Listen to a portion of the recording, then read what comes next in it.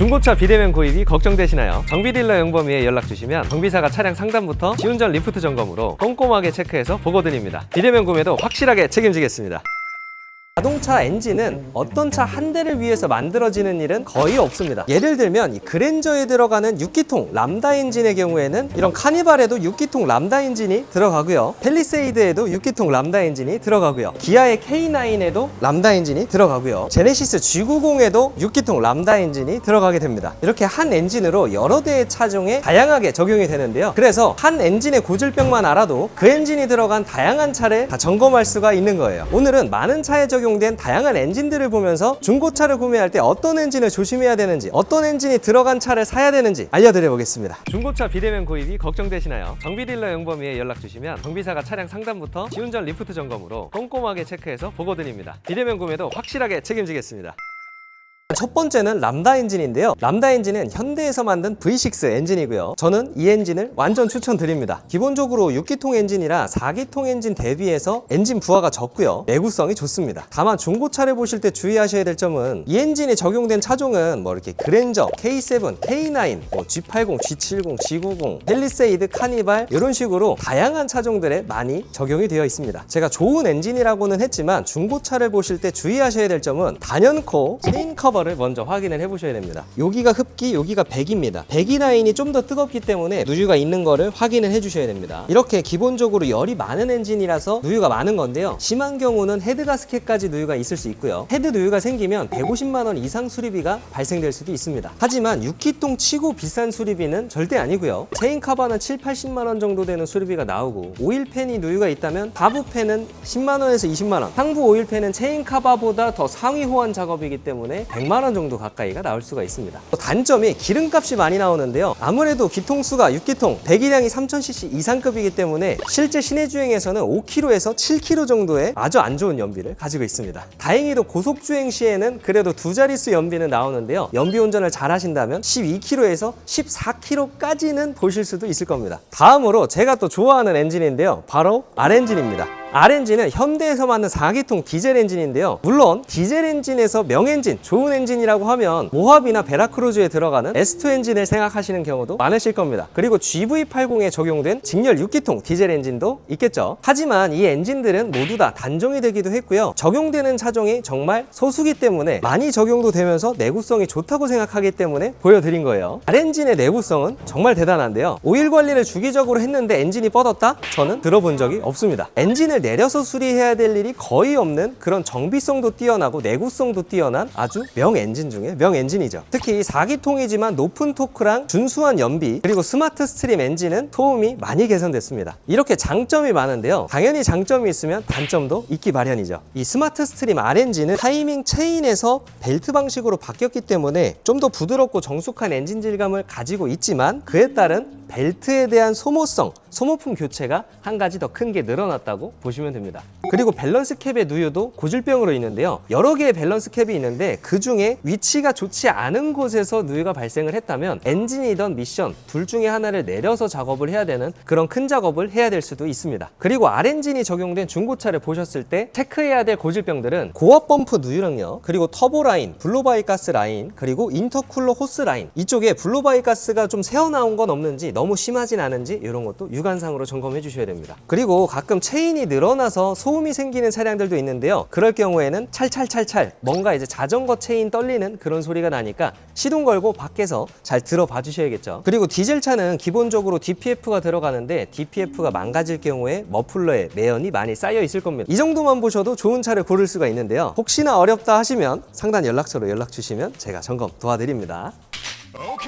다음은 제가 좋아하는 누우 엔진입니다. 이 누우 엔진은 2012년도부터 소나타에 적용이 됐었는데요, 소나타랑 K5, 그리고 스포티지 가솔린, i40 가솔린, 셀토스 가솔린까지 나름 폭넓게 사용된 엔진입니다. 12년식 이전에 나왔었던 세타 엔진이 들어간 소나타에서는 문제를 많이 일으켰었는데요, 누우 엔진으로 바뀌고 나서 그 문제가 현저하게 줄었습니다. 이미 내구성은 택시로 검증이 끝난 엔진이고요, 관리 부주의로 인한 고장이 아니라면 사실 50만 원이 넘어가는 수리비가 나오는 경우도 거의 없습니다. 고질병도 많이 없을 뿐더러 혹여나 고장이 난다고 하더라도 수리비가 굉장히 저렴한 엔진이라서 추천드리고요. 그리고 미션도 자동 6단 변속기가 장착이 되어 있다 보니까 미션에 대한 고질병, 고장 차량도 없다고 봐주셔도 됩니다. 그러면 누 엔진 2.0이랑 대부분 이제 6단 미션이 거의 세트로 들어가는 거야? 그쵸. 이제 2012년도부터 거의 계속 동일하게 6단 자동 변속기가 같이 세트로 형제처럼 묶여서 들어가죠. 영범아, 이 차는 뭐 체크할 때는 따로 없어? 너무 좋아서? 현대 기아의 어쩔 수 없는 체인 카바 누유가 그래도 조금은 있는 편이에요. 그리고 이 2.0 누유 엔진은 진공 펌프에서 많이 셉니다. 진공 펌프가 이쪽 보시면 요거 브레이크 쪽 요 호스 달려 있는데 요 근처에 보시면은 진공 펌프가 달려 있어요. 그쪽을 유심하게 잘 봐주세요. 아마 리프트를 띄워야 잘 보이실 겁니다.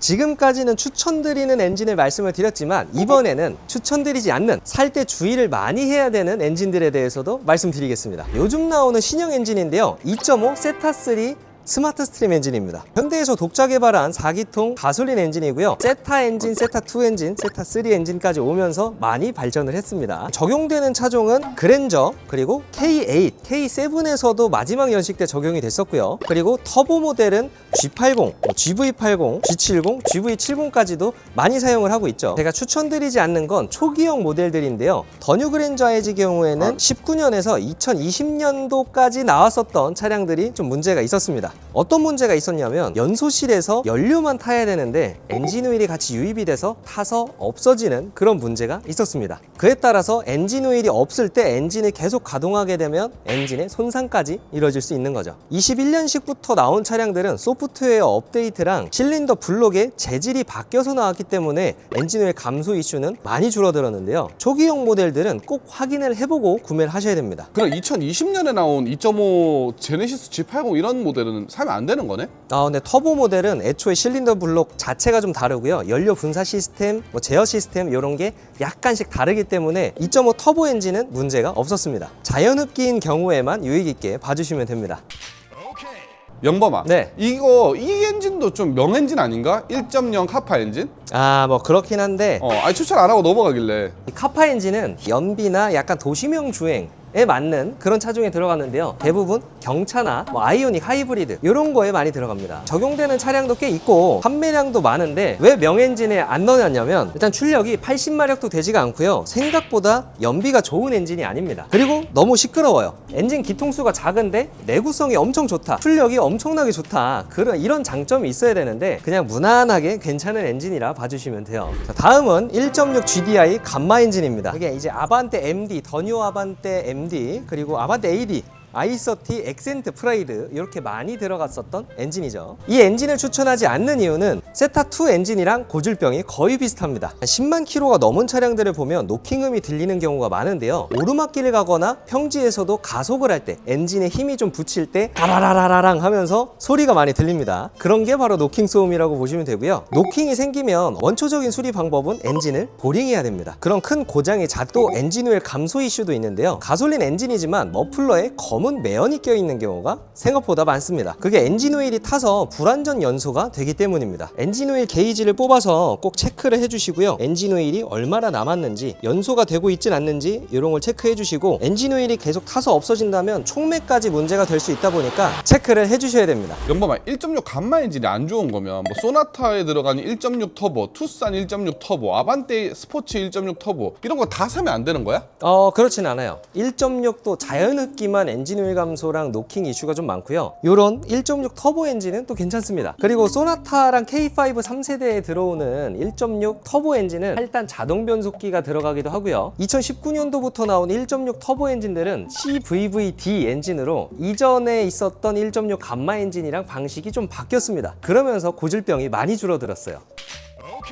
다음 비추하는 엔진은 3.3 터보 람다 엔진입니다. 제가 탔었던 G70 3.3 터보 엔진이랑 동일한 엔진인데요. 저도 타면서 정말 많은 고질병에 노출이 됐었습니다. 3.3 터보 엔진은 엔진에 대한 내구성은 그래도 괜찮았지만 부가적인 부분에서 고장이 많이 났습니다. 이게 첫 번째로 냉각수 누수는 제가 타면서 약 2년 동안 한 5번 정도의 냉각수 누수가 발생이 돼서 여러 번 서비스 센터를 들락날락 했고요. 이 냉각수가 간단하게 수리가 되는 게 아니라 냉각수 수리 후에 또 이제 공기 빼기 작업도 해야 되고 그리고 시간과 돈이 들어가는 작업들입니다. 그리고 체인카바 누유도 총 2번 수리를 했었고요. 그냥 일반 람다 엔진보다도 터보가 들어갔기 때문에 열이 더 많다고 봐주시면 되고요. 그리고 터보, 트윈 터보입니다. 터보가 2발 들어가는데 터보도 나갈 확률이 높습니다. 저도 중간에 한번 터보를 바꾼 적이 있었는데 차상에 여기 위에서는 작업 공간이 안 나와서 엔진을 내려서 작업을 했었던 경험이 있습니다. 아니 그러면 2년 동안 타면서 수리를 도대체 몇 번 한 거야? 일단 제가 냉각수 수리를 5번 했었고요. 미션도 한번 내려서 교체를 한 적이 있고요. 하체 소음 때문에 2번 정도는 또 입고를 했었고요. 터보랑 누유 문제 관해서도 몇 번은 더 입고를 했었던 것 같습니다. 그럼 한 10번 정도 간 건데 네. 2년 동안 10번 수리한 거면 잘못 만든 게 맞네요. 물론 제가 재밌게 탄 것도 있다 보니까 사실 냉각수 누수까지는 감안을 하고 수리비도 어느 정도 괜찮았지만 터보랑 미션 같은 경우에는 이게 보증 기간이 끝나면 큰일 날 수도 있겠다 라는 싶은 생각에 아이오닉으로 바꾸게 된 거죠. 이렇게 정말 좋은 차에 들어가지만 고질병이 많은 엔진도 존재하고요. 또 저렴한 차에 들어가는 엔진인데 고장이 없는 명엔진인 경우도 있습니다. 이렇게 저희는 엔진에 대한 고질병을 공부를 많이 하면서 좋은 차 골라드리기 위해서 노력하고 있으니까요. 중고차 구매하실 때는 정비딜러 영범이로 찾아주시면 좋은 엔진, 확실한 검수 약속드립니다. 감사합니다. 정비딜러 영범이었습니다.